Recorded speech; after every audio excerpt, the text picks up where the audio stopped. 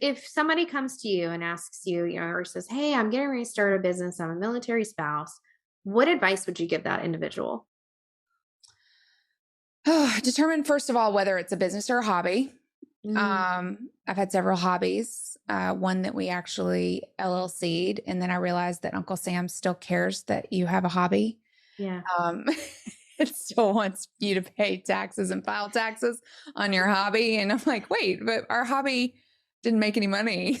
We're just doing it for the good of the community, Uncle Sam, don't you know?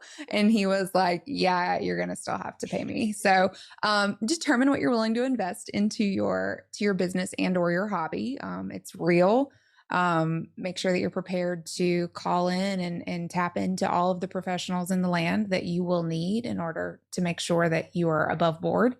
I think a lot of military spouses probably start out and reasonably so as like what do you call it? Sole props, like just like, Full oh yeah, proprietorship. yeah, Yeah. I'm going to do my blog. I'm going to sell some things, which is all well and good. But if you speak to any of our lawyer friends, they're going to tell you like, you definitely want a curtain. You want to make sure that your personal finances are protected. And I think that there's a bit of not a misunderstanding, or there's just, we're Those steps encouraging are it. so important. They're so important and they're so hard. Like Mhm. they are and they're not, but like they're really intimidating. Let's put it that way. They're intimidating. So like we're like, yeah, be an entrepreneur, but then I don't Yeah. know. What do I do first?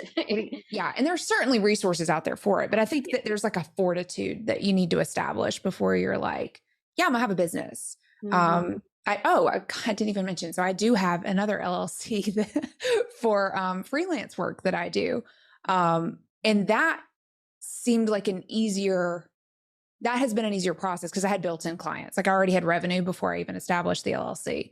So I think as long as you're situated in a position to where like, okay, no, I actually know what my revenue is going to be for the year. And this, I need to have it over here away from all of my personal finances. But I knew that ahead of time. Right. So if you just kind of have this idea percolating, like, I want to start a business, like spend some time, like really, really, really thinking that through and not just like in the moment. Like, what does it look like 5 years from now? What does it look Yeah. like 10 years from And now? there's so many programs and resources out there to support you. Yeah. In that same breath, just one off the top of your head that you would steer people to, either community or an organization, for those that are entrepreneurial minded, to sit in the room with Uh, others. Which one would you? Bunker Labs Yes. jumps top of mind. I actually attended an incubator through MFAN, Military Family Oh yeah, Advisory Network, partnered with an organization called Seed Spot, and they did a fantastic it was kind of like an incubator boot camp for military spouses specifically. And that was it was a great gut check, y'all. It was like, what are you actually trying to do here? Let's frame it out. Let's actually do like 3 days worth of problem solving and sort of, like facilitating all of the business plan and I mean, everything. And then we had to give pitches at the end. So it really was like, oh, you're either going to run with this idea because now you've been given all the tools, or like, that was a great exercise.